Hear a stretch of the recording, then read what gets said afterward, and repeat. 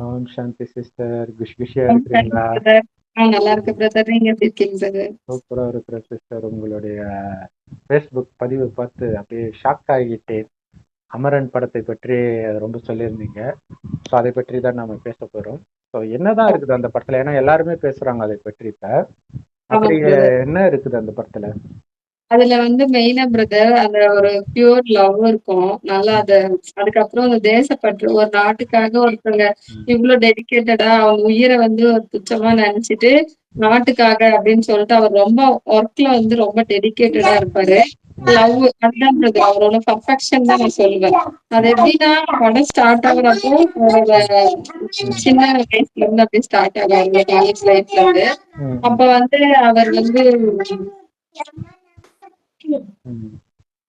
அவர் college லைஃப்ல இருக்கும்போது அவங்க லவ் ஸ்டார்ட் ஆகும். பட் அவங்களுக்கு ஃபர்ஸ்ட் எனக்கு ஆர்மி தான் ரொம்ப பிடிக்கும்னு அவங்க கிட்ட சொல்லிடுவாங்க அவங்க யார்கிட்ட.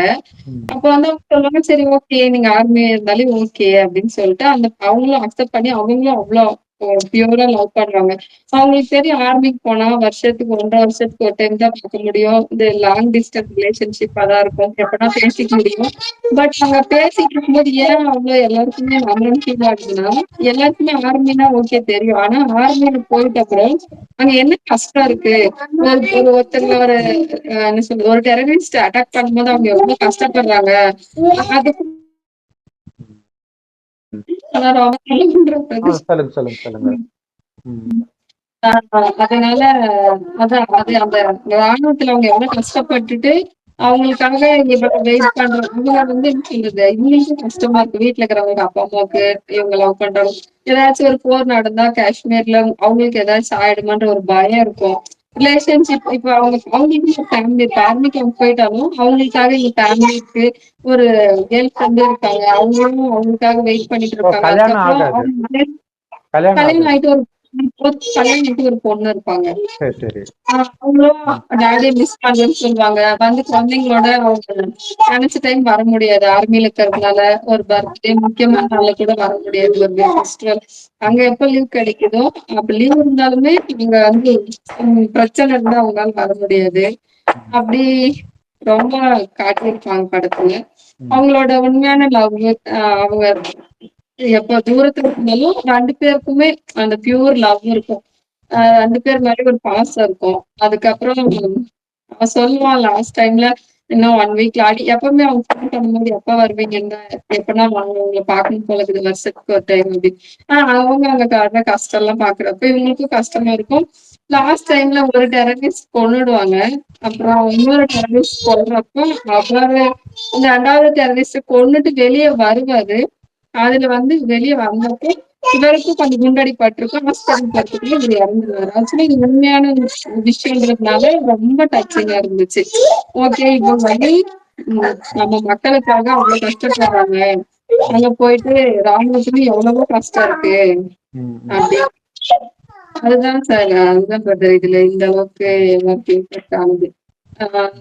அவங்களுக்குன்னு ஒரு குடும்பம் இருக்கு. அதையும் தாண்டி மக்களுக்காக நம்மளுக்காக இப்ப அவங்க அந்த இடத்துக்கு போர் புரியலன்னா நம்மள அந்த அஃபெக்ட் ஆகும் இல்லைங்களா? அந்த பார்டர்ல நிக்கிறது ரொம்ப டேஞ்சர். அந்த ஜாபே எப்பனாலும் ரெடியா இருக்கணும். நாட்டுக்காக உயிரை கூட துச்சமா நான் கொடுப்பேன். அவன் எப்பவுமே நம்ம சொல்லணும் நான் டியூட்டில இருக்கும்போது செத்தாலும் நீ அழக்கூடாது அப்படின்னு சொல்லுவோம். அவங்க ஒய்ஃப் கிட்ட அவங்க அதே மாதிரி அவர் இறந்துட்டு வரும்போது கூட நம்ம ஹஸ்பண்ட் சொல்லியிருக்காரு நம்ம ஹஸ்பண்ட் தேசத்துக்காக ஃபீலிங்ஸ் இருக்கும். பட் அழாம எல்லாம் முன்னாடி அழாம கொஞ்சம் கண்ட்ரோலா இருப்பாங்க. அதெல்லாம் கொஞ்சம் ரொம்ப நமக்கு கஷ்டமா இருந்துச்சு. எமோஷனல தூண்டுற மாதிரி படம் எடுத்திருக்கிறாங்க. அவ்வளவுதான். கதை இவ்வளவுதான். லவ் பண்றான், ஆர்மிக்கு போறான், செத்து போறான். இவ்வளவுதான் விஷயமே. அதுக்குதான் இவ்வளவு பாராட்டு. அதுல எமோஷன் கலந்ததுனால மக்களுக்கு பிடிச்சி போச்சு. இல்ல எமோஷனல் சென்டிமெண்ட் தான். மற்றபடி இதுல ஒன்றும் ஸோ இதுதான் அமரன் படத்துடைய கதை. இதுல என்ன ஒரு ஆச்சரியம் அப்படின்னா, கமலஹாசன் தேசபக்திக்காக இந்தியன் படம் எடுத்து அது ஓடவே இல்லை, அவ்வளோ செலவு பண்ணி. பட் இது சிம்பிளா அவருடைய பேனர்ல சிவகார்த்திகேயன் வச்சு எடுக்கிறாரு. அது பயங்கரமா ஓடுது. ஸோ அந்த எமோஷனல் எலிமெண்ட் வந்து மக்களுக்கு பிடிச்சிருக்கு. ஸோ ஒரு விதத்துல வந்து எப்படி காமம், வன்முறை இதெல்லாம் தப்போ, அதே மாதிரி காதலும் கூட தப்பு தான். அது சொன்னா யாரும் ஏத்துக்க மாட்டாங்க. ஏன்னா காமத்துடைய ஆரம்ப ஸ்டேஜ் தான் காதல் அப்படிங்கிறது. ஸோ இதனால லவ் பண்றவன் பண்ணாதவன் எல்லாருமே படத்தை பார்த்து அழுகுறாங்க. பட் ஆனா இதுல இன்னொரு முக்கியமான விஷயம் என்ன அப்படின்னா, ஆஹ் என்ன அப்படின்னா இப்ப ஒரு மிலிட்ரியில சேர்றோம் அப்படின்னா, இப்ப நம்ம இந்தியாவில பிறந்தது உண்மையிலே கொடுத்து வச்சவங்க. நிறைய நாடுகள்ல, அமெரிக்கா போன்ற நாடுகள் எல்லாம் பார்த்தீங்கன்னா கம்பல்சரி ஒரு குறிப்பிட்ட வயதுக்கு பிறகு வந்து மிலிட்ரியில சேரணும். அமெரிக்காவில் அப்படின்னு தெரியல, பட் சிங்கப்பூர்ல அந்த மாதிரி நினைக்கிறேன். ஸோ இந்த மாதிரி ஒரு குறிப்பிட்ட வயது வரைக்கும் சர்வீஸ் பண்ணியே ஆகணும் மிலிட்ரியில. ஸோ அந்த மாதிரி இருக்குது. அதுல அமெரிக்கால வந்து நிறைய பேர் அந்த மாதிரி சர்வீஸ் பண்ணிட்டு குறிப்பாக அவங்க வந்து நிறைய நாடுகள் அவங்களுடைய மிலிட்ரி, இப்போ ஆப்கானிஸ்தான்ல எல்லாம் இருந்துச்சு இல்லையா. ஸோ அந்த மாதிரி போயிட்டு அங்க நிறைய மரணங்கள் நடக்கும். அப்ப நம்ம பையன் வீட்டுல உயிரோட இருக்கிறானா, கணவன் வீட்டு உயிரோட இருக்கிறானா, அப்பா உயிரோட இருக்காரா, இந்த ஒரு பயத்திலேயே இருப்பாங்க அவங்க. அப்ப ஹோம் கம்மிங்ன்ட்டு திடீர்னு வருவாங்க அந்த மிலிட்ரிக்காரங்க வரும்பொழுது. அப்பாவை பார்த்தோன்னே அந்த குழந்தை ஓடியாந்து கட்டி பிடிக்கிறது, அல்லது கூட பிறந்தவங்க கட்டி பிடிக்கிறது, மெயினா குழந்தைங்க கட்டி பிடிக்கிறத காட்டுவாங்க. அவ்வளவு எமோஷனலா இருக்கும். ஸோ அது படம் இல்லை, ஜஸ்ட் அதை நிஜத்துல பார்க்கும்போதே அப்படி இருக்கும். இப்ப பாத்தீங்கன்னா இது வந்து ஒரு தேசபக்தி, தேசத்துக்காக வந்து அவங்க உயிரையும் கொடுக்கறாங்க, காதலையும் தியாகம் பண்றாங்க, இந்த மாதிரி விஷயங்கள் பார்க்கிறோம். இதுல வந்து ஒரு முக்கியமான விஷயம் என்ன அப்படின்னா, அதுக்காக நாம வந்து அவங்களுக்காக என்ன பண்றோம். அவங்க இறக்குறாங்க, இறக்குறதுனால அவங்களுக்காக நம்ம என்ன பண்ணிடுறோம். மிஞ்சி மிஞ்சி போனா நம்ம ஊருக்காரா இருந்தா மட்டும் போஸ்டர் ஓட்டுவோம், இல்ல தமிழ்நாட்டுக்காரர்னா தமிழ்நாட்டுல போஸ்டர் ஓட்டுவோம். இந்தியாவில் நிறைய பேர் இறப்பாங்க. ஸோ அதுக்கெல்லாம் நம்ம பெருசாக கண்டுக்க மாட்டோம். மேபி அந்தந்த ஸ்டேட்டில் ஓட்டுவாங்கன்னு நினைக்கிறேன். அவ்வளோதான். அதுக்கப்புறம் மறந்துடும், நமக்கு கேட்டால் கூட ஞாபகம் இருக்காது அது யாரு அப்படின்ட்டு. ஆனால் அவங்களுக்கு நாம ஒன்றும் கோயில் கட்டி கும்பிடுறது இல்லையே. கும்பிடணும் தானே, நம்மளையே காப்பாற்றி இருக்கிறாங்க. ஆனால் ஏன் கோயில் கட்டி கும்பிட மாட்டுறாங்க? ஆக்சுவலாக மிலிட்ரிக்காரங்களுக்கு கோயில் இருக்குது, பட் அது மிலிட்ரிக்காரங்களை வச்சு கும்பிடுவாங்களா அல்லது சாதாரண இந்து தெய்வங்களை கும்பிடுவாங்களா அப்படின்னு தெரியல. இப்போ சீமான் பார்த்தீங்கன்னா அந்த இலங்கையில் போர்ல பிரபாகரனோட யுத்தம் செய்தவர்களுக்கு ஒரு கோயில் கட்டி வச்சிருக்காரு அவங்க வீட்டிலே. ஸோ கடவுளுக்கு பூஜை நடக்கிற மாதிரி பூஜை பண்ணுவார். ஸோ அந்த மாதிரி வந்து யாரும் மிலிட்ரியில இறக்குறவங்களுக்கு வந்து பண்றது கிடையாது எந்த நாட்டிலையுமே. மேபி அவங்களுக்குன்னு ஒரு நினைவு ஸ்தம்பம் இருக்கும். மொத்தமா எந்த யுத்தத்துல இறக்குறாங்களோ அதுக்கு ஒரு நினைவு நாள் வேணும்னா இருக்கலாம். ஆனால் உண்மையிலே கோயில் கட்டி கும்பிடுறோம்ல கோயில்ல இந்து தெய்வங்களுக்கு, அவங்க அப்படி என்ன பண்ணிட்டாங்க நம்ம கோயில் கட்டி கும்பிடுறோம்? ராணுவ வீரர் பண்ணதை விட அவங்க ஏதாவது பண்ணிட்டாங்களா? எதுக்கு நம்ம அவங்களுக்கு கோயில் கட்டி கும்பிடணும் அப்படின்னு ஒரு கேள்வி வருது இல்லையா. ஸோ இப்ப இந்த படத்துல வந்து இவரை லவ் பண்றாரு, மிலிட்ரி தான் ஆசைன்றாரு, நான் இறந்தாலும் அழக்கூடாதுன்றாரு. அதுக்கு லவ் பண்ணாமலே இருந்திருக்கலாம்ல. எதுக்கு அந்த பொண்ணு ஒரு வாழ்க்கைய வேற கெடுப்பானு? இப்ப இந்த இதுல அது பேர் என்ன, யுத்தம் நடக்கிற இடங்கள்லாம் இருக்கு இல்லையா, பாலஸ்தீன்லாம் ரொம்ப நாளா யுத்தம் நடந்துட்டு இருக்கு. ஸோ திடீர்னு இறக்குறான். அதாவது இஸ்ரேலே கம்முன்னு இருந்தாலும் ஹமாஸ் தீவிரவாதிகள், ஹெஸ்புல்லா தீவிரவாதிகள் இவங்க கம்முன்னு இருக்க மாட்டாங்க. நோண்டி நோண்டி நோண்டி நோண்டி கடைசியில் இவங்க திருப்பி அடிக்கும்போது அது பாலஸ்தீன மக்கள் தான் இறக்குறாங்க. ஸோ அப்ப அந்த இடத்துல குழந்தை பெற்றுக்கிறதே ஒரு பெரிய பாவம் தான். ஏன்னா தன்னுடைய வாழ்க்கையே நிரந்தரமானு தெரியாத ஒரு யுத்த மைதானத்துல குழந்தை பெற்றுக்கிற மாதிரி ஒரு அஜாக்கிரதை எதுவுமே கிடையாது. ஸோ அதே மாதிரி ஒருத்தர் வந்து உண்மையிலேயே அந்த நாட்டு பற்று, நான் மிலிட்ரியில போறேன். ஸோ இந்தியாவை பொறுத்த வரைக்கும் பெருசா வந்து யுத்தங்கள்ல கலந்துக்காது, திடீர்னு எப்பயாச்சும் வந்தாதான் உண்டு. பட் மற்ற இடங்கள் இந்த மாதிரி பாலஸ்தீன் போன்ற இடங்கள்ல எல்லாம் வந்து தீவிரவாதியோட மிகப்பெரிய பாவம் செய்யறவங்க குழந்தை பெற்றுக்கிறவங்க தான். ஏன்னா அந்த குழந்தை இறந்தா கூட பரவாயில்ல, அது அனாதையா மாட்டிக்கும், அப்பா அம்மா இறந்துருவாங்க. ஸோ அந்த மாதிரி நிறைய, ஸோ அந்த மாதிரி குழந்தை வளரும்போது ரொம்ப கொடூரமாக இருக்கும், நரகமாக இருக்கும். ஆனால் இப்ப நாட்டுக்காக கல்யாணமே பண்ணாம இருக்கிறாங்க இல்லையா, அல்லது கல்யாணம் பண்ணா கூட பிரிஞ்சு இப்ப மோடிஜி இருக்கிறாரு, நம்ம காமராஜர் இருந்தாரு. சோ அந்த மாதிரி நபர்களுடைய தியாகம் தான் உண்மையிலே போற்றுதலுக்குரியது. ஏன் அப்படின்னா, இல்லையா, இங்க ஒரு யாருடைய வாழ்க்கையும் கெடுக்கல, நாட்டுக்காக என்னை நான் அர்ப்பணிக்கிறேன் அப்படின்னு இருக்கிறது. ஆனா அவங்களுக்கு கூட கோயில் கட்டல இல்லையா. காமராஜருக்கு எங்கேயாவது கோயில் இருக்கா என்ன? மிஞ்சி மிஞ்சி போனா காலண்டர்ல இருப்பார், அதுவும் ஒரு குறிப்பிட்ட ஜாதியினருடைய காலண்டர்ல தான் இருப்பார். ஆஹ் ஆனா அதை விட போற்றுதலுக்குரியதாக தெய்வங்களை நாம நினைக்கிறோம் இந்துக்கள். சும்மா கோயில் கட்டுறது கிடையாது. காந்திக்கு கூட தான் சிலை நிறைய ஊர்ல இருக்கும், நிறைய பேருக்கு சிலை இருக்கும். அதை வந்து அடையாளமா சொல்லுவாங்க, காந்தி சிலைக்கு பக்கத்துல அல்லது காந்தி சிலை ஸ்டாப்பு, இந்த மாதிரி தான் பயன்படுத்தே தவிர அதுக்கு காந்தி பிறந்த நாள் அப்ப மட்டும் போய் மாலை போடுவாங்க அரசியல்வாதி மட்டும். ஸோ இவ்வளவுதான் நடக்கும். அது கூட அவங்க கட்சிக்காரங்க தான் மெயினா போடுவாங்க. அவர் கட்சி எந்த கட்சியும் சார்பா இல்லைன்னா அதுவுமே இருந்திருக்காது. ஆனா இந்த கோயில்ல இருக்கிற தெய்வங்கள் யாரு என்னன்னே தெரியாது, கண்ணை மூடிட்டு எல்லாரும் போய் கும்பிடுறாங்க. மாலை என்ன, மரியாதை என்ன, தங்க நகைகள் என்ன, அவ்வளோ அலங்காரம், அவ்வளவு பாவனை. ஸோ ஒரு சில கோயில்கள், இப்ப திருப்பதி போன்ற கோயில்கள்ல வந்து 24 மணி நேரமும் கூட்டம் அலமோதிட்டு இருக்கு. அப்படி என்ன அவங்க செஞ்சிட்டாங்க அப்படின்னு என்னைக்காவது யோசிச்சு இருக்கிறீங்களா? ஆனா ஒண்ணு கண்டிப்பா, இப்ப நம்ம பார்த்த எல்லோரையும் விட அதிகமாக ஒண்ணு செஞ்சிருந்தாதான் அதை பண்ணுவாங்க, இல்லைன்னா பண்ண மாட்டாங்க. அப்படிங்கிறத நம்ம யோசிக்க மாட்டோம். ஒரு சிலர் சொல்லுவாங்க அவங்க வந்து நம்முடைய முன்னோர்கள் ராஜாவா இருந்திருப்பாங்க. சரி, ராஜாவா இருந்தா கட்டபொம்மன் கூட தான் ராஜாவா இருந்தாரு, அவருக்கு நாம என்ன கோயில் கட்டி வைக்க மாட்டோம்? நிறைய பேர் ராஜா இருந்தாங்கல்ல, அவங்க பேர் கூட நமக்கு தெரியாது. ஏதோ பாட புஸ்தகத்துல கட்டபொம்மன் வந்ததுனால படமும் அதை வச்சு எடுத்ததுனால நமக்கு அது தெரியுது, இல்லைன்னா அதுவுமே தெரிஞ்சிருக்காது. ஸோ அவங்களுக்குலாம் நம்ம கோயில் கட்டி கும்பிடலையே. ஆனா இவங்களுக்கு இவ்வளவு கோயில் கட்டி இருக்கிறாங்க அப்படின்னா இவங்க அப்படி என்ன செய்தார்கள்? அது இல்லாம நாம நினைக்கிறதெல்லாம் அவங்க நிறைவேற்றுவாங்க அப்படின்ற நம்பிக்கையும் இருக்குது. யாராவது காந்தி சிலைக்கு போய் காந்தி எனக்கு இது நல்லா படிக்கணும், இந்த மாதிரிலாம் யாராவது காந்தி கிட்ட போய் வேண்டுவாங்களா? ஏன்னா அவரால் முடியாதுன்னு தெரியும். ஆனா இவங்க யாருன்னே தெரியாது, இந்த கோயில்ல இருக்கிற தெய்வங்கள் யாருன்னே தெரியாது. ஆனா மகிமைகளோ அவ்வளவு இருக்குது. அவ்வளவு விழா எடுக்கிறாங்க, விரதம் இருக்கிறாங்க, என்னென்னமோ பண்றாங்க அந்த கோயில்ல இருக்கிற தெய்வங்களுக்கு. ஆனா அவங்க பண்ண தியாகத்துக்கு முன்னாடி மிலிட்ரியில இருக்கிறவங்க பண்ற தியாகமோ, அரசியல் தலைவர்கள் பண்ற தியாகமோ கிட்ட கூட நெருங்க முடியாது. ஏன் நெருங்க முடியாது தெரியுமா? இப்ப உதாரணத்துக்கு நீங்க கட்டபொம்மனை எடுத்துக்கிட்டீங்க அப்படின்னா, ஒரு வேலையினை எதிர்த்து போராடினாரு, கட்சியில ஒரு தூக்குல போட்டாங்க.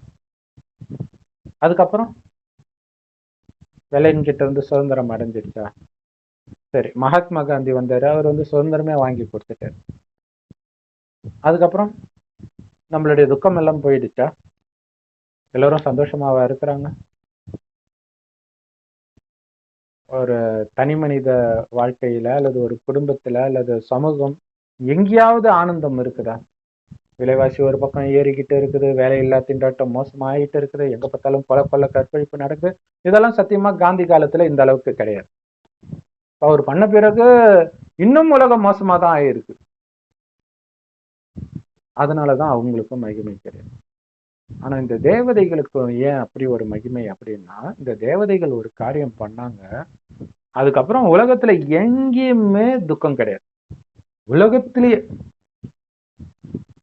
வணங்குறது வந்து பாரதத்துலதான் அந்த தெய்வங்களை, இந்து தெய்வங்களை. ஆனா அவங்க உலகத்துக்கே வந்து நன்மை செஞ்சிருக்கிறாங்க. உண்மையிலே உலகமே அவங்கள வந்து நன்மை வணங்கணும். ஆனா அவங்க சாத்தான் அப்படிலாம் சொல்லிட்டு இருக்கிறாங்க, விக்கிரக பூஜை கூடாது, இந்த மாதிரி எல்லாம் சொல்லிட்டு இருக்கிறாங்க.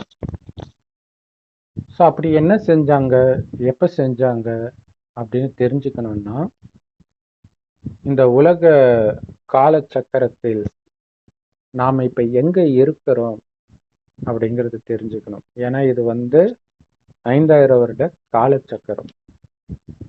இதுல முதல் பாதி சொர்க்கம், அடுத்த பாதி நரகம், மீண்டும் சொர்க்கம், மீண்டும் நரகம், இப்படி மாறி மாறி இரவு பகல் மாதிரி சுத்திக்கிட்டே இருக்கும்.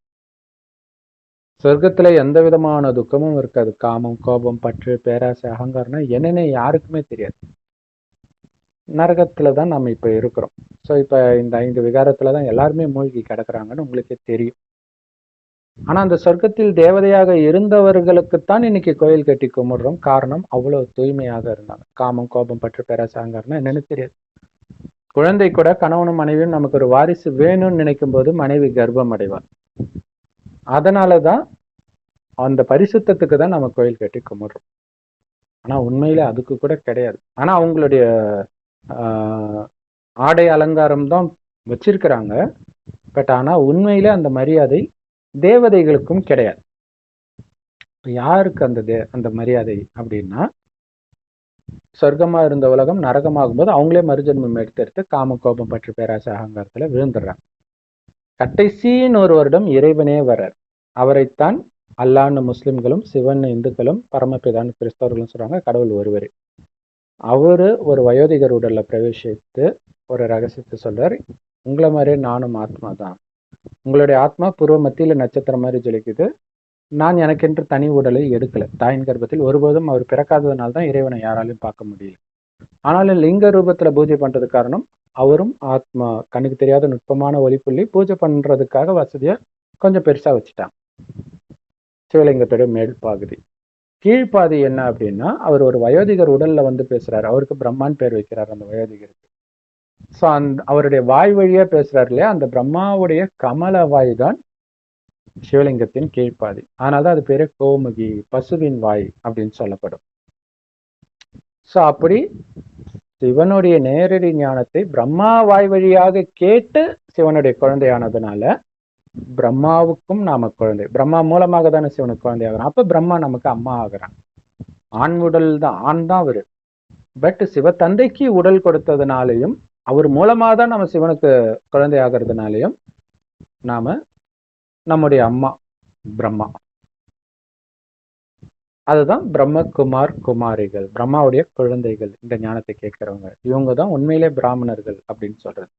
ஜாதி பிராமணர்களுக்கும் இதுக்கும் சம்பந்தம் கிடையாது. வர்ண பிராமணர்கள் இருக்கு இல்லையா, அதுதான் இது. என்னன்னா இறைவனுடைய கலர் அப்படியே நம்மளுடையதான் மாறுது. ஸோ இங்க கலருன்றது ஸ்தூலமான கலர்ல அவருடைய குணங்கள். எப்படி ஒருத்தருடைய குணம் நமக்கு மாறும்? நம்ம எப்படி கெட்டு போயிருக்கிறோம் யோசிச்சு பாருங்க.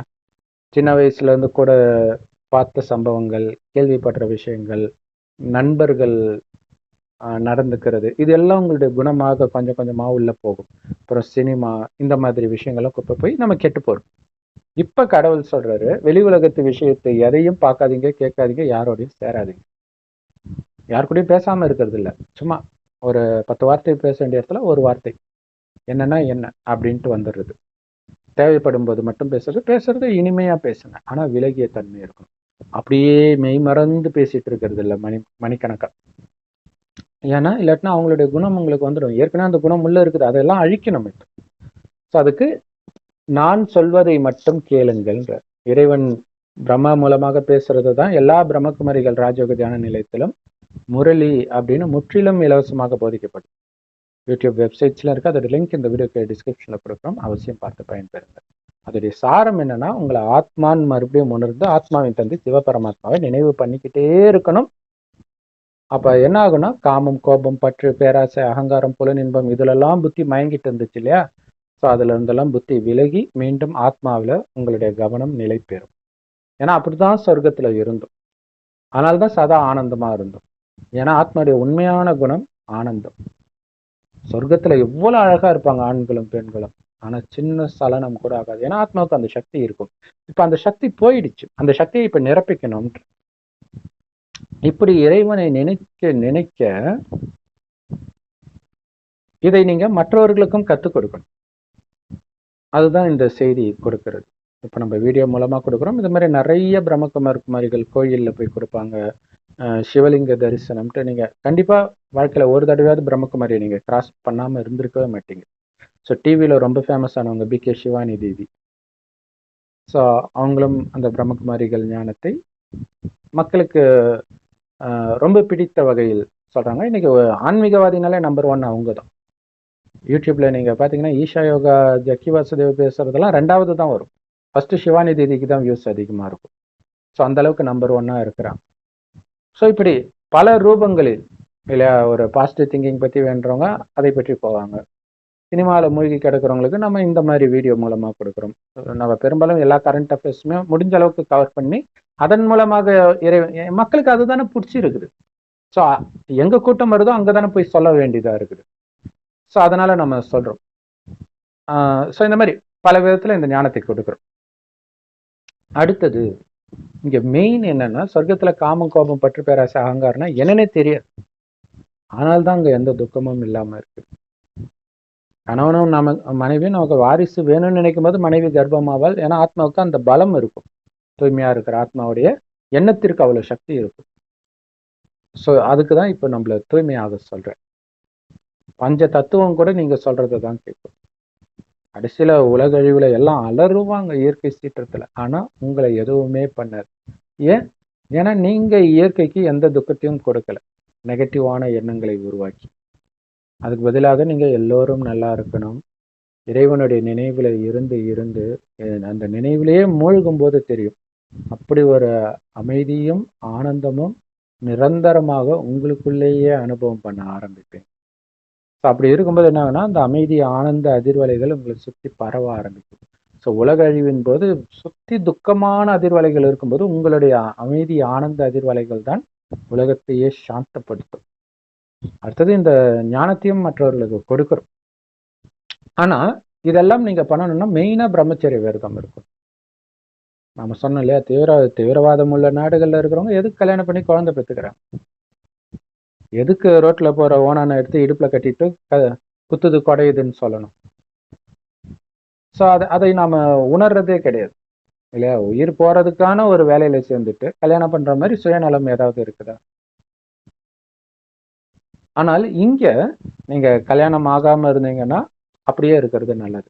ஏற்கனவே கல்யாணம் ஆகி இருக்கிறீங்களா, பிரச்சனை இல்லை, தூய்மையா இருங்க. இங்க காமம் இல்லாம இருக்கணும், அதுதான் முக்கியமான விஷயம். ஏன்னா நீங்க உங்க மனைவியோட காமத்தில் ஈடுபடும் போது அதுக்கு எவ்வளவு எண்ணங்களை நீங்க உருவாக்குனா அந்த காமத்தின் சுகத்தை உங்களால அனுபவிக்க முடியும் தெரியுமா? தானா வராது. அதுக்கேற்ற மாதிரி நிறைய எண்ணங்கள் வரும். திட்ட அது கற்பழிக்கிறதுக்கு ஈக்குவலான எண்ணங்கள். இந்த எண்ணங்கள் சுத்தி இருக்கிறவனுக்கு எல்லாம் போவோம். உங்க வீட்டு குழந்தைக்கு தாக்கும். அந்த குழந்தை ஆபாச படம் பார்க்கறதுக்கு நீங்க காமத்துல ஈடுபடுறது ஒரு காரணமாக இருக்கும்.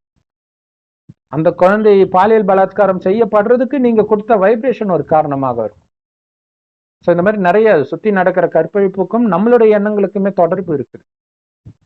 ஸோ இதை தெரிஞ்சுக்கிட்டு ஃபுல்லா காமம், கோபம், பற்று, பேராசை, வெறுப்பு எல்லாத்தையும் விட்டுட்டு அன்பு, அமைதி, ஆனந்தம், தூய்மை இது சம்பந்தப்பட்ட எண்ணத்தை மட்டுமே எழுப்பிக்கிட்டு இருக்கணும்னா இறைவனை தவிர வேற யாரையுமே நினைக்கக்கூடாது. என்னுடையவர் ஒரு இறைவன் மட்டுமே, வேற யாரும் எனக்கு கிடையாது. முழுசா உங்களை இறைவன் கிட்ட அர்ப்பணிக்கிறதன் மூலமாக மட்டும்தான் பாரதத்துக்கும் உலகத்துக்கும் நீங்க உண்மையிலே நன்மை செய்றீங்க. ஏன்னா இப்ப உலகம் அழியறதுக்கு 100 வருடம் முன்பு தான் கடவுள் வர்றாரு. 88 வருஷம் முடிஞ்சிருச்சு. இப்ப உலக அழிவு நெருங்கிட்டு வருது. சோ இப்ப யுத்தங்கள் இல்லாத ஒரு பூமி எப்படி இருக்கும்? அது வரப்போகுது. சொர்க்கத்துல தங்க செங்கற்களால் கட்டப்பட்ட மாட மாளிகைகள் இருக்கும். ஆனா திருடுறதுன்னா என்னன்னே தெரியாது யாருக்குமே. அதனால கதவு ஜன்னலே இருக்கு. ஆயிரக்கணக்கான வேலைக்காரர்கள் இருப்பாங்க, சிசிடிவி கேமரா இருக்காது. ஸோ அந்த மாதிரி உலகத்துல நாம இருந்தா எப்படி இருக்கும்? வேலைக்காரங்களை நம்பி கூட கதவை திறந்து போட்டு போயிட்டே இருக்கலாம். ஆனா இங்க கூட பிறந்தவனை நம்ப முடியல, குழந்தைய நம்ப முடியல, மனைவியை நம்ப முடியல, கணவனை நம்ப முடியல. எங்க பார்த்தாலும் கள்ள தொடர்பு, அந்த போதையினால என்ன வேணாலும் பண்ற மாதிரி ஆயிடுச்சு உலகம். இந்த உலகத்தை காப்பாத்துறதுக்கு தான் மிலிட்டரிக்காரன் போய் சண்டை போறோம். அதுக்குதான் நாம மகிமை பாடிட்டு இருக்கோம். இந்த மோசமான உலகத்தை காப்பாத்தி என்ன பண்ண போறாங்க? யாரா இருந்தாலுமே. இப்ப காந்தி கூட என்ன அப்படியே ரொம்ப பரிசுத்தமான உலகத்தை அவர் காப்பாத்தினாரு. காம, கோபம், பற்று, பேராசை, அகங்காரத்துல மூழ்கின உலகத்தை காப்பாத்தினார். அது இன்னும் மோசமாயிடுச்சு. இன்னும் யார் வந்தாலும் இன்னும் மோசமா தான் ஆகும். அப்ப இவங்க எல்லாம் காப்பாற்றணும் அப்படின்னா இறைவன் நினைவுல இருந்து முதல்ல உங்களை நீங்க தூய்மையாக்கி உங்களுடைய குணத்தை மாற்றி சொர்க்கத்தில் எப்படி தேவதைகளுடைய பார்வையில் பரிசுத்தம் இருந்துச்சோ, வார்த்தையில இனிமை இருந்துச்சோ, அதே மாதிரி நீங்க இப்ப மாறும் பொழுது உங்களை பார்க்க பார்க்க மற்றவர்களுக்கு அந்த ஆசை வர ஆரம்பிக்கும்.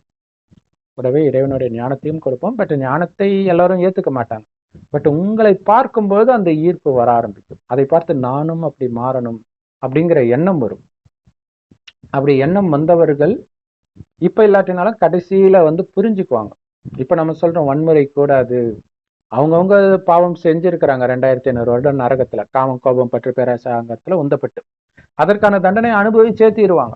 என் அம்மானாலேயோ என் அப்பான்றதுனாலயோ மனைவின்றதுனாலயோ குழந்தைன்றதுனாலயோ தப்பிச்சிட முடியாது. யாரும் யாரையும் காப்பாற்ற முடியாது. ஆனால் இந்த ஞானத்தை கொடுத்து அவங்கள இறைவனை நினைக்க சொல்லலாம். அவ்வளவுதான் நம்ப முடியும். நினைக்கிறாங்களா இல்லையான்றது அவங்களுடைய அதிர்ஷ்டம் மற்றும் துரதிர்ஷ்டம். அதிர்ஷ்டம் இருந்தா இறைவனை நினைத்து பாவத்தை அழிச்சாங்கன்னா அவங்க சேஃப் ஆயிடுவாங்க.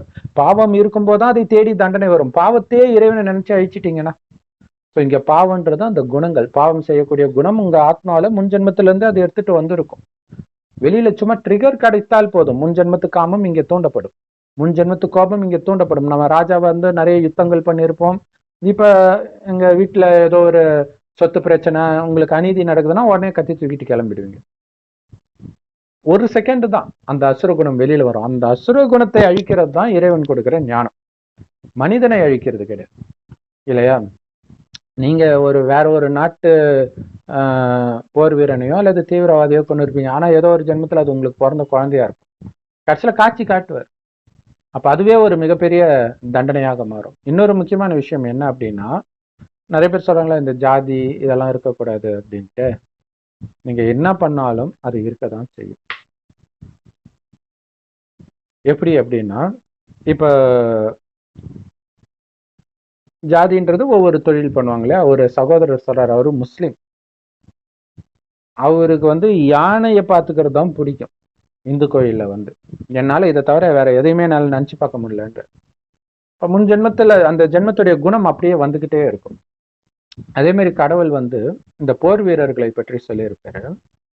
இவங்க எப்பவுமே போர் வீரர்களாகவே இருப்பாங்க. ராஜா காலத்திலும் போர், அதனாலதான் அது அவங்களை பிடிச்சி இழுக்குது.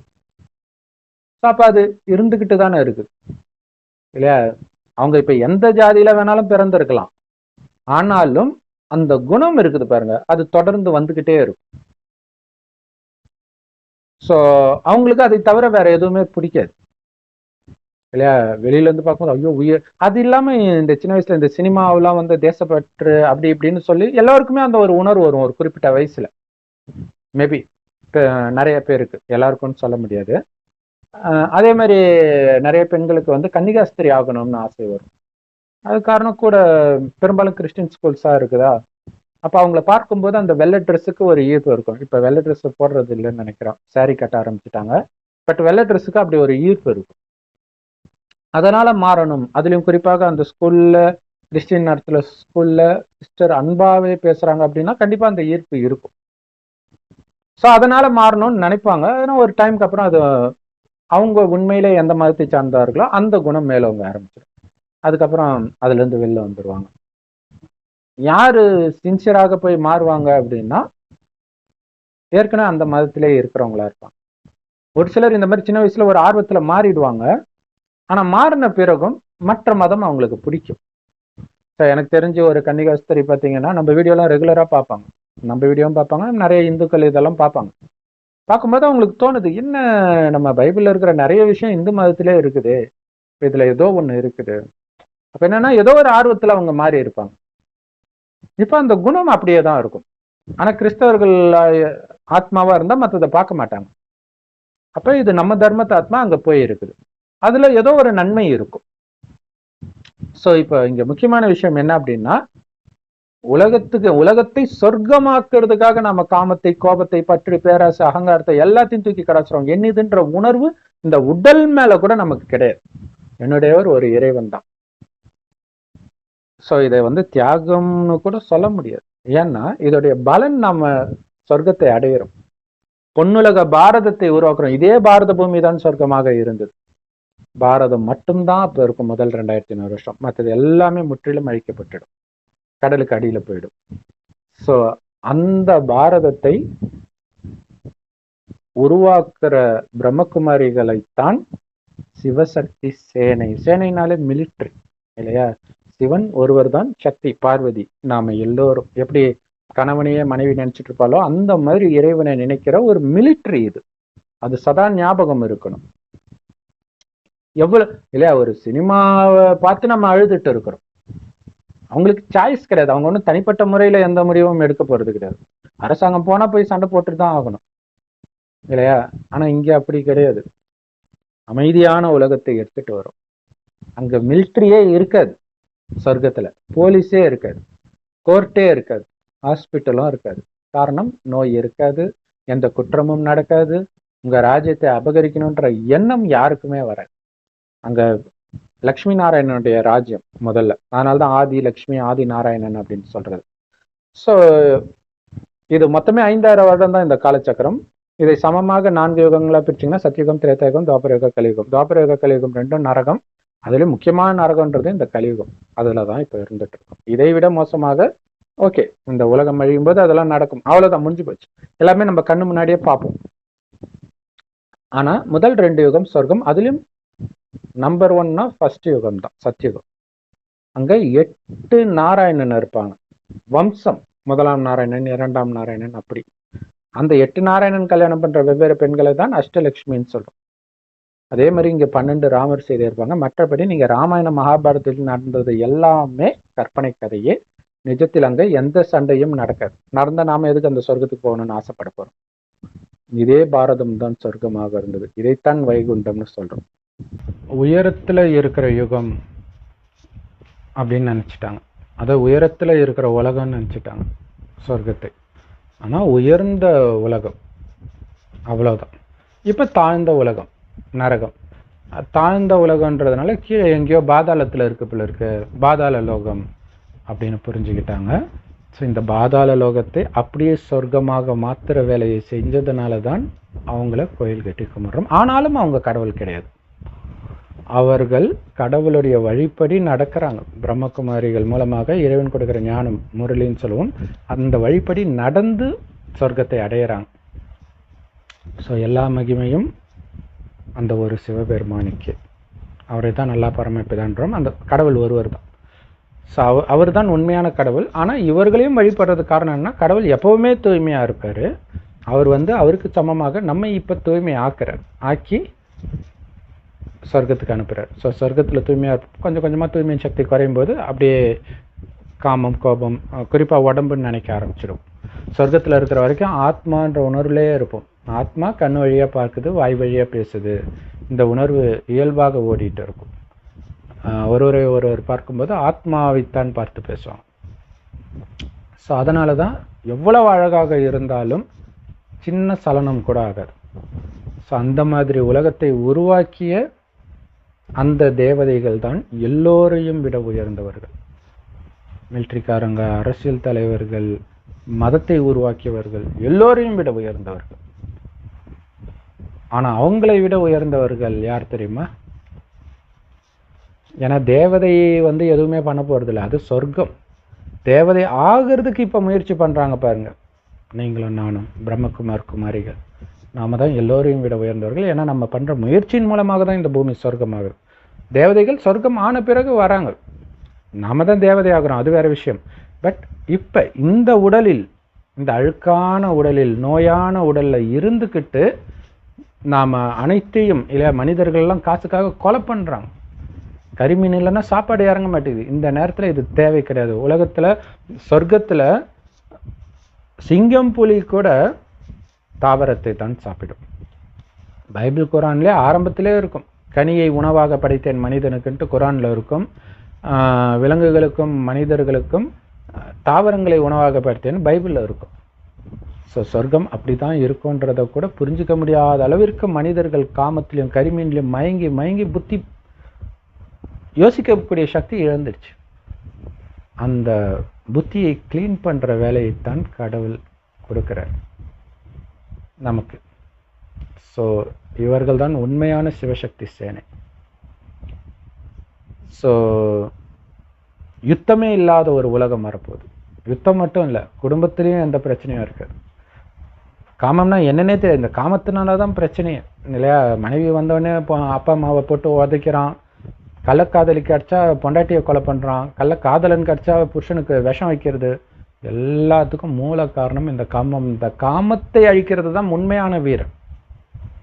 அதனால்தான் ஜெயினர்கள் வந்து மகாவீரரை வணங்குறாங்க இல்லையா. அந்த மகாவீரர்கள் உண்மையில் நம்மை குறிக்கிற விஷயம். கத்தி எடுத்துட்டு போய் சண்டை போடுறது கிடையாது. அவரு உட்கார்ந்துட்டு இருக்காரு. அவர் எப்படி மகாவீரர் ஆனாரு? அவர் தவத்துல தானே இருக்காரு, எப்படி மகாவீரர் ஆனாரு? அப்ப எதிரியை கொள்றது ஒரு பெரிய விஷயம் கிடையாது. அது ஒரு செகண்ட், அது ஒரு லக்கும் இருக்குது. ஆனால் இந்த காமம், கோபம், பற்று, பேராசை, அகங்காரத்தை வெல்றது இருக்கு பாருங்க. இந்த உலகில் ஆசையெல்லாம் துச்சமா மடிச்சு தூக்கி கடாசுறது இருக்குது பாருங்க. அதுவும் அந்த குடும்பத்துல இருந்துகிட்டே காட்டுல போறது, அது ஒரு பெரிய விஷயம் கிடையாது. அவங்க இறைவனை நினைக்கவும் மாட்டாங்க, அவங்களுக்கு எந்த சக்தியும் இருக்காது. மறுபடியும் குடும்பத்துல விட்டா அடுத்த நாளே காமத்துல விழுந்துருவாங்க.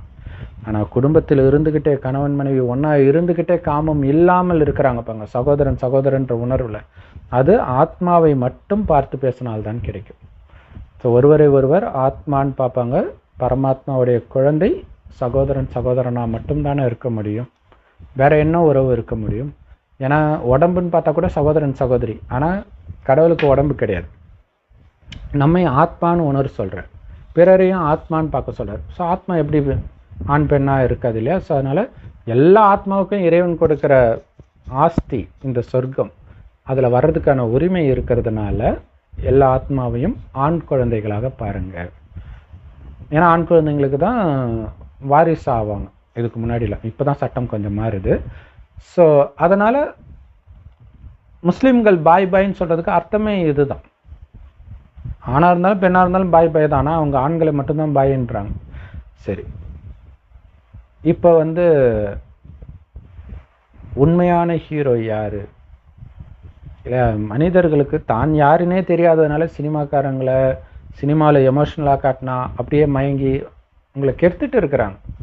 இல்லை, எமோஷ்னல் ஆகுறதுனா, அதாவது பைபிளில் போட்டிருக்கோம், எவன் என்னை விட, அதாவது கடவுளை விட தன் தாயையோ தகப்பனையோ கூட பிறந்தவங்களையோ நண்பனையோ தன் குழந்தையோ அல்லது தன்னையோ அதிகம் நேசிக்கிறாங்களோ அவங்க சொர்க்கத்துக்கே வர முடியாதுன்னு சொல்லப்பட்டிருக்கும். ஏன்னா ஆத்மா எப்பவுமே இருக்க போகுது. அந்த உடலை விட்டு போனாலும் அது இருக்க தான் போகுது, வேற எங்கேயோ இருக்க போகுது. அப்ப பற்று உனக்கு உடம்பு மேல வருது, அதுதான் பிரச்சனை. அப்ப அதுல இருந்து நீக்கும் வழியை இறைவன் சொல்கிறார். அந்த வழியை சொல்லி கொடுக்குறவங்க தான் உண்மையான ஹீரோ. உடம்புன்னு நினைச்சிட்டு அழுதுட்டு இருக்கிறது அது ஹீரோயிசம் கிடையாது. ஆனா என்ன ஒண்ணு நடக்கிறது, சாத்தானுடைய ராஜ்யம். இதை சத்தியமா எவனும் படம் எடுக்க போறதில்லை, எடுத்தாலும் எவனும் பார்க்க போறதில்லை. ஆனால் கடவுள் கொடுக்குற ஞானம் கண்ணை மூடிட்டு போய் கும்பிடுவாங்க. ஆனா அவங்க யாரு அவங்கன்னு தெரிஞ்சுக்கிறதுக்கு முயற்சி பண்ண மாட்டாங்க. ராமாயணம் எப்ப நடந்துச்சு? கோடிக்கணக்கான வருஷம் முன்னாடி நடந்துச்சு. ஒரு சகோதரி வந்து 7000 வருஷம் முன்னாடின்னாங்க. உடனே பெரிய ஃபைட்டு. ஏன் 7000 வருஷம் இல்லைன்னு இல்லை, நீ எதுக்காவது ஆராய்ச்சி பண்ற? எங்க நம்பிக்கையில ஏன் மண்ணள்ளி போடுற? அது எப்போ வேணாலும் நடந்துருக்கட்டும், அதை பத்தி எங்களுக்கு கவலை கிடையாது. எல்லா மதத்துலையும் இதுதான் பிரச்சனை. ஒரிஜினலா இப்ப இந்த கடைசி 100 வருஷம் நடக்கிறது நம்ம மனதுக்குள்ள இந்த காமம் கோபம் பற்று பேராசை அகங்காரத்தை எப்படி வெல்றோன்றத வெளியில கதாபாத்திரமா காட்டுறாங்க. ராமர் எப்படி தன் அப்பா மேல உள்ள பற்றை நீக்கிறாரு, மனைவி மேல உள்ள பற்றை நீக்கிறாரு. பற்று மட்டும் இல்ல, வெறுப்பையும் இல்லையா, தனக்கு துரோகம் செய்த அம்மா கைகை மேல உள்ள வெறுப்பை எப்படி நீக்கிறாரு, தன் குழந்தை மேல உள்ள பற்றை எப்படி நீக்கிறார். இதுதான் ராமாயணம். அதுதான் இந்த ஞானம் இல்லையா. இந்த ஞானத்துடைய விஸ்தாரம் கதையாக வருது. இதே தான் பைபிளில் உள்ள ஒரு கதையுமே சொல்லும். ஸோ எல்லாமே ஒரே விஷயம்தான். ஆனால் அது ஸ்தூலமாக நடக்கல, இப்போ சூக்ஷ்மமாக நமக்கு நடக்குது இல்லையா. இப்போ கள்ளத்தொடர்பு எல்லாம் வரும்போது அப்படி டென்ஷன் ஆயிடுறாங்கல்ல. காமமே இல்லைன்னா, உங்கள் அண்ணா அப்படி பண்ணா, உங்கள் அக்கா அப்படி பண்ணா உங்களுக்கு ஒன்றும் பெருசாக கோபம் வராது. உங்கள் மனைவி பண்ணாதான் கோபம். காரணம் அங்கே காமம் இருக்குது. காமமே இல்லைன்னா அது ஒரு சகோதரன் சகோதரி மாதிரி. அப்போ உங்களுக்கு பிரச்சனை இருக்காது.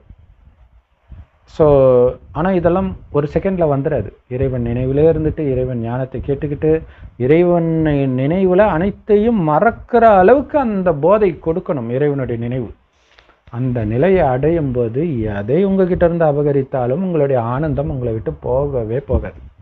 உங்களுடைய அமைதியை யாராலையும் அபகரிக்க முடியாது, உலக அழிவின் போது கூட. அப்படி யார் இருக்கிறாங்களோ அவங்க தான் உலகத்தில் மிக உயர்ந்த பதவியாகிய லக்ஷ்மி நாராயணன் பதவியை அடைய முடியும்.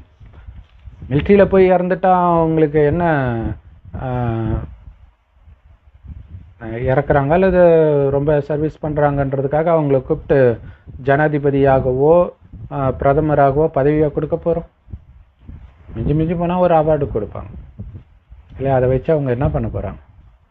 ஆனால் இங்கே நீங்கள் இந்த காமத்தை வெல்வதற்கு உதவி செய்கிறதுனால நீங்கள் எந்த அளவுக்கு தூய்மையாகி மற்றவர்களையும் தூய்மையாக்குறீங்களோ அந்த அளவுக்கு உங்களுடைய பதவி உயர்ந்ததாகும். உங்கள் அக்கௌண்ட்டில் ஆன்மீக வருமானம் சேமிப்பாகிட்டு இருக்கும். 21 ஜென்மத்துக்கு நீங்கள் உழைக்க வேண்டிய அவசியம் இல்லாத அளவிற்கு அனைத்தும் நிரம்பி இருக்கும் அந்த சொர்க்கத்தில். ஸோ அதனால் நீங்கள் சிவசக்தி சேனையை சார்ந்தவர்கள் அப்படிங்கிற அந்த போதை உங்களுக்கு இருக்கணும். அமரன் அந்த படத்துக்கு பேர் வச்சிருக்கிறாங்க. அமரன்னா என்னது? அழிவற்றவன். சொர்க்கத்தில் வாழ்பவர்களை தான் அமரர்கள் அப்படின்னு சொல்லுவோம். மரணம் இல்லாதவர்கள் அப்படின்னா உடலை விட்டு உயிரே பிரியாதா? ஏன்னா அங்கே மரணம்ன்ற வார்த்தை இருக்காது. ஆனால் உடலை விட்டு உயிர் பிரிந்து இன்னொரு உடலை எடுக்கும், மறுஜன்மம் எடுக்கும். ஆனால் அவங்களுடைய கவனமெல்லாம் ஆத்மா நானே இருக்கிறதுனால அது அவங்களுக்கு துக்கமாக அனுபவம் ஆகாது. எல்லோருக்கும் எல்லாமே இருக்கும், யாரையும் நம்பி யாரும் இருக்கவும் மாட்டாங்க. இன்னொன்று அவங்களுடைய கவனமும் ஆத்மாவில் இருக்குது.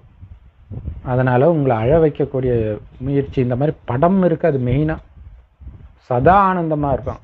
ஏற்கனவே மனிதர்களுக்கு அவ்வளோ துக்கம், இதை வேற காசு கொடுத்து போய் துக்கத்தை அனுபவிச்சுட்டு வராங்க பாருங்க.